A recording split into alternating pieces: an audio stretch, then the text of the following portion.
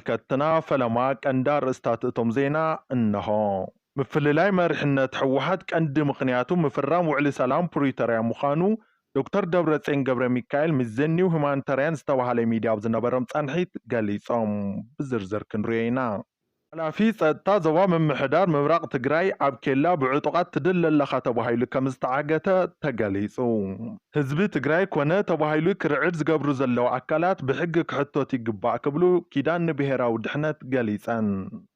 ኩራት ተመልከትና ምሳና ምስ እትጸንሑ እዚኦምን ካልኦትን ዜናታት ሒዝናልኩም መጺና ኣለና ንምክትታልኩም ደጊምና ንላቦ ንምክፍፋል ኣመራርሓ ሕወሓትን ኤሊታት ትግራይን ጠንቂ ምኽንያት ውዕሊ ሰላም ፕሪቶርያ ምዃኑ ኣቦ ወንበር ውድብ ሕወሓት ዝኾኑ ዶክተር ደብረጽዮን ገብረ ሚካኤል ገሊጾም እዚ ከም ድጉል ሕዊ ፍኽም እናበለ ዝቐጸለን ኣብ ህዝቢ ትግራይ ካሊእ ስጋት ኩናት ፈጢሩ ንህዝቢ ትግራይ ሰላምን ረህዋን ዝኸልአን ምክፍፋል ሕወሓት መልዕሊኡ ውዕሊ ሰላም ፕሪቶርያ እዩ ክብሉ ዶክተር ደብረጽዮን ገብረ ሚካኤል ምዘን ኒው ሁማኒታርያን ዝተባሃለ ሚድያ ኣብ ዝነበሮም ጸንሒት ገሊጾም ምክፍፋልን ንሕንሕ ስልጣንን ማእኸላይ ኮሚቴ ሕወሓት መልዕሊኡ ንውድብ ሕወሓት ወኪሉ ኣብ ስምምዕነት ውዕሊ ሰላም ፕሪቶርያ ዝተሳተፈ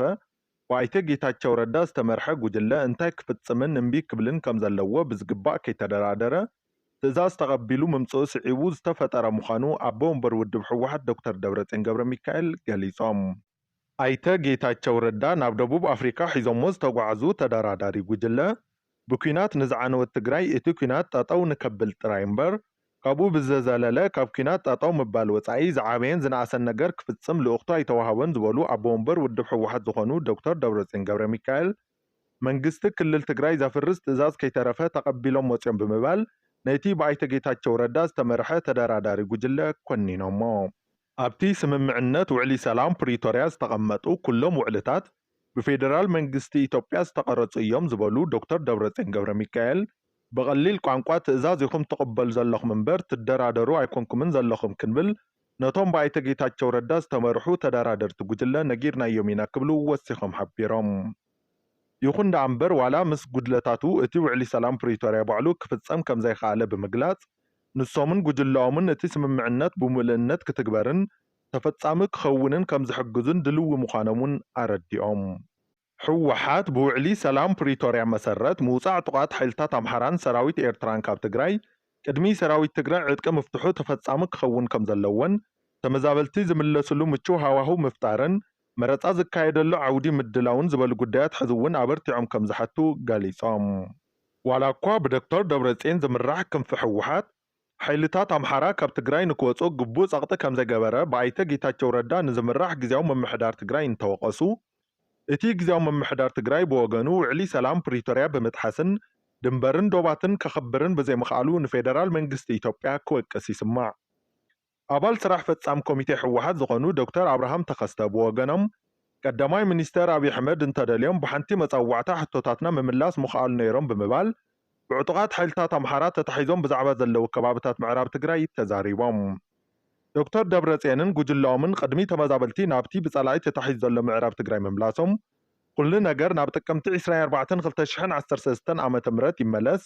ጸጥታ ማሕበር ትግራይ ከኣቱ ኣለዎ ዝብል ቅዋም ዘለዎም እንትኾን ግዝያዊ ምምሕዳር ትግራይ ዝመርሑ ዘለዉ ኣይተ ጌታቸው ረዳ ግን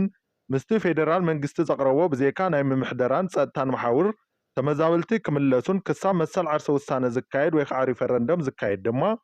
ብግዝያዊ ምሕደራ ክጸንሑን ዝተስማዕምዑ ይመስሉ ምክትል ኣቦ ወንበርን ኣባል ፈጻሚ ስራሕ ኮሚቴ ሕወሓትን ዝኾኑ ኣይተ ኣማኑኤል ኣሰፋ ቅድሚ ሒደት መዓልትታት ምስ ብራኸሸው ኣብ ዝነበሮም ጸንሒት እቲ ተመሊሱ ዝበሃል ዘሎ ናይ ጸለምትን ደቡብ ትግራይን ተመዛባሊ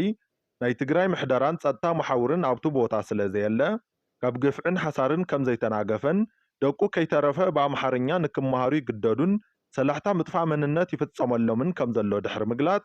ኣብ ምዕራብ ትግራይ ተመሳሳሊ ስሕተት ክስራሕ ከም ዘይብሉን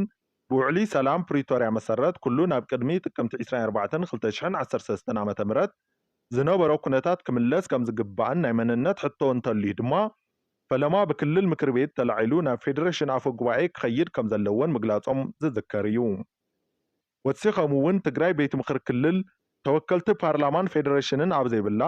ግን መሰል ዓርሰ ውሳነ ኣብቲ ከባቢ ክካየድ የብሉን ጊዜያዊ ምምሕዳር ትግራይ እውን እንተኾነ እዚ ናይ ምክያድ ሓላፍነትን ስልጣንን የብሉን ምባሎም ይፍለጥ። ኣብ ፈለማ ሰሙናት ድሕሪ ምፍራም ውዕሊ ሰላም ፕሪቶርያ ፕሬዚደንት ጊዜያዊ ምምሕዳር ትግራይ ኣይተ ጌታቸው ረዳ እውን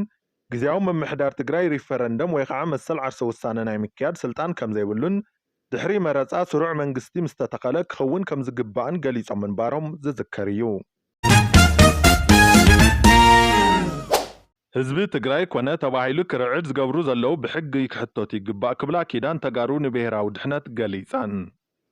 ኪዳን ተጋሩ ንብሔራዊ ድሕነት ዝመሰረታ ሰለስተ ውድባት ትግራይ ማለት እውን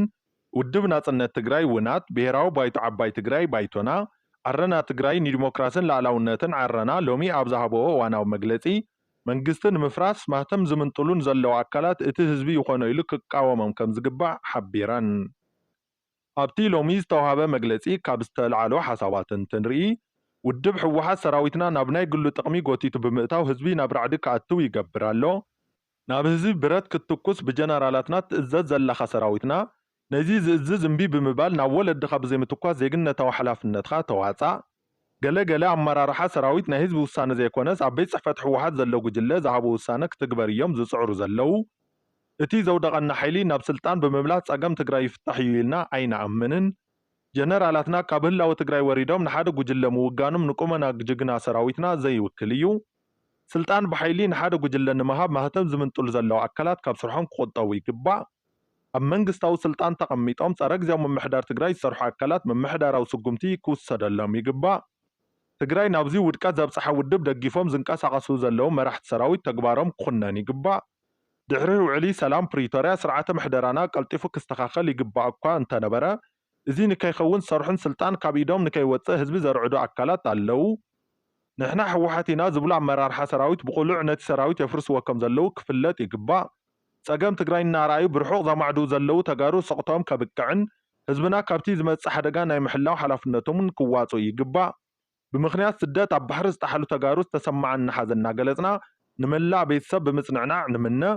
ኣብቲ ሎሚ ዝተዋሃበ ጋዜጣዊ መግለጺ ኪዳን ተጋሩ ንብሔራዊ ድሕነት ንኣመራርሓ ሰራዊት ትግራይ ብጅግንነት ዝተመልአ ታሪኾም ንከይባላሾን ካብ ሓደ ጉጅላዊ ኣተሓሳስባ ወፂኦም ናብ ስሩዕ ወታደራዊ ቁመና ክምለሱን ጻውዒት ተገይራሎ። ሕዚ ትግራይን ተጋሩን ብሔራዊ ውድቀት ኣጋጢሙና እዩ ኢለን ዝኣመና ሰለስቲአን ብሔራውያን ውድባት ብሔራዊ ስኒት ብምፍጣር እምበር ተፈላለኻ ምኻድ ነቲ ኣጋጢሙ ዘሎ ጸገም ንምፍታሕ ስለ ዘጸግም እተን ውድባት ሓቢረን ክቃለሳ ከም ዝወሰና ይዝከር። ሓላፊ ጸጥታ ምምሕዳር ዞባ ምብራቕ ትግራይ ኣብ ኬላ ብዕጡቓት ትድለለኻ ተባሂሉ ከም ዝተወሰደ ተሓቢሩ። ሓላፊ ጸጥታ ዞባ ምብራቕ ትግራይ ኣይተ ኪዱ ገብረ ጻድቕ ኣብ ቤት ሓርያ ዝበሃል ቦታ ኣብ ዘሎ ኬላ እዮም ከም ዝተወሰዱ ዝሕበር ዘሎ። እዞም ሓላፊ ጸጥታ ምምሕዳር ዞባ ምብራቕ ትግራይ ዝኾኑ ኣይተ ኪዱ ገብረ ጻድቕ ሎሚ ዕለት 1 መጋቢት 2017 ዓ.ም ብዓለም ሰገድ ዝተባሃለ ኣብ ኣርሚ 15 ኣዛዚ ኮር 4 ዝኾነ ግለሰብ ትድለይ ኣለኻ ተባሂሉ ካብቲ ኬላ ከም ዝተወሰደ ዝረኸብናዮ ሓበሬታ የመላኽት። እዞም ሓላፊ ጸጥታ ምምሕዳር ዞባ ምብራቕ ትግራይ ዝኾኑ ኣይተ ኪዱ ገብረ ጻድቕ ትማሊ ኣብ እዋናዊ ኩነታት ኣመልኪቶም ብስም ጸጥታ ምምሕዳር ዞባ ምብራቕ ትግራይ ኣብ ዘውፅእዎ መግለጺ ኣብ ከተማ ዓዲግራት ቤት ጽሕፈት ፖሊስ ከተማ ዓዲግራት ዘይፈልጠን ናይ ጸጥታ ፓትሮላት ካብ 10 ሰዓት ጀሚረን ምንቅስቓስ ይገብራ ምህላወንን ህዝብን መንእሰይን ከተማ ዓዲግራት ከባቢኡ ቆቋሕ ኮይኑ ክሕሉን ኣተሓሳሲቦም ምንባሮም ዝዝከር እዩ። ነበርቲ ክፍለ ከተማ ሓድነት ማርች 8 ንሰላምን ድሕንነትን ትግራይ ብዝብል መሪሕ ሓሳብ መበል 49 ዓመት መዓልቲ ደቂ ኣንስትዮ ትግራይ ብድምቀት ኣኽቢረን። ነበርቲ ከተማ መቐለ ክፍለ ከተማ ሓድነት መዓልቲ ደቂ ኣንስትዮ ማርች 8 ብውዒ መንፈስ ዘኽበራ እንትኾና መበገስን ምኽንያት ምኽባር መዓልቲ ደቂ ኣንስትዮ ኣብ ትግራይ ብሰፊሑ ዘትየን። ደቂ ኣንስትዮ ትግራይ ቅድሚ 50 ዓመት ሰብኣውን ዲሞክራስያውን መሰላተን ተረጊጹ ሃብትን ንብረትን ዘይውንና ከም ሰብ ተማሂረን ኣብ ኣደባባይ ወፅአን ሓሳበን ክገልጻን ክሙግታን ዘይኽእላ ብምንባረን በዚ ንመሰለንን ማዕርነታዊ ሕቶአንን ንምኽባር ኣብቲ እዋን ንክቃለሳ መበገሲ ከም ዝኾነን ኣረዲአን። ደቂ ኣንስትዮ ትግራይ ን17 ዓመታት ብዘካየድኦ ብረታዊ ቃልስን ዝኸፈለዎ መስዋዕትን ኣካል መጉዳእትን ጸታዊ ማዕርነት ፖለቲካዊ ተሳትፎን ኢኮኖምያዊ ተጠቃምነትን ብጭቡጥ ኣረጋጊፀን ክመርፃን ክምረፃን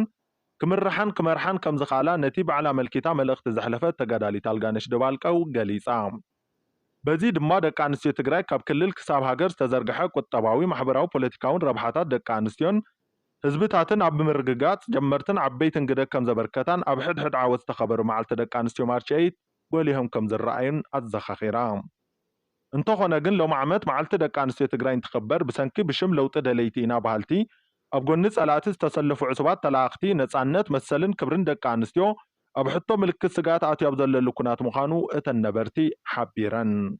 ደቂ ኣንስትዮ ትግራይ በቲ ዝነበረ ጽንተታዊ ኩናት ዝበጽሐን ኩለመዳያዊ ጥቕዓትን ሕዚ ዘለወን ጸገምን ከያኽለን ኣብ ብዝተፈላለዩ ኣጋጣምታት መድረኻትን ብምጥቃም ደቂ ኣንስትዮ ትግራይ ይጽረፋ ይፈራርሓን ይጽለማን ኣብ ዘለዋሉ ኩነታት ኮይነን እንተብዕላ ኣዝዩ ከም ዘሕዘነን ከም ዝቃለሶን ኣገንዚበን። እቲ በዓል ንከይኽበር ብተላእኽቲ መንእሰይን ግዜያዊ ቤት ምኽሪ ኢና ባህልትን ክርብሹን እንቅፋት እኳ እንተተገበሩ ብናይ ተን ደቂ ኣንስትዮ ቃልሲ ከኽብርኦ ከም ዝኽኣላ ድማ ገሊፀን።